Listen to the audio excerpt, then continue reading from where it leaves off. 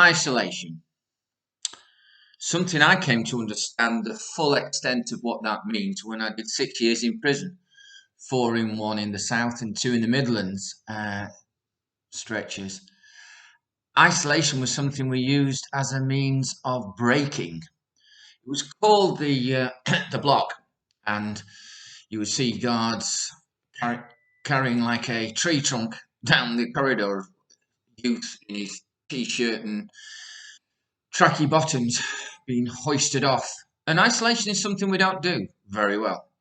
Not just us, but creation. Tell me that if a horse is in a field or in a box being transported on its own, it goes mad. So they put within it a dog or a goat or something, just something to keep it company. Because that's what we're made for, company. We're made for relationships.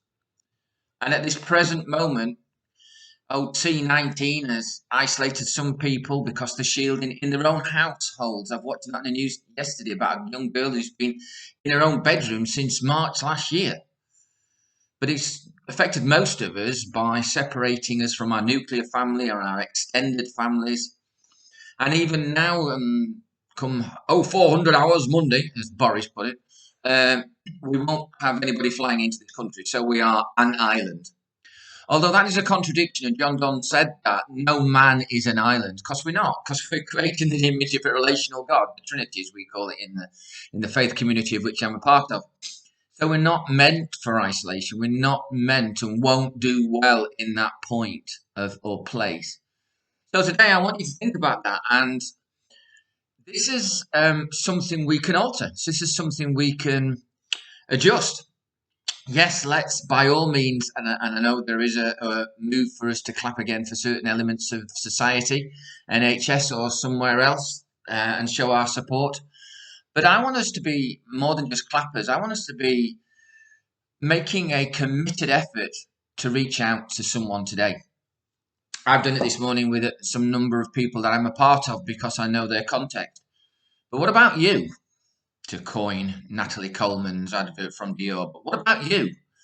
Who can you reach out to? Who can you text? Who can you, through whatever social media platform you've got, can you reach out and say, hey, you're not alone. We're not meant to be alone. I'm here.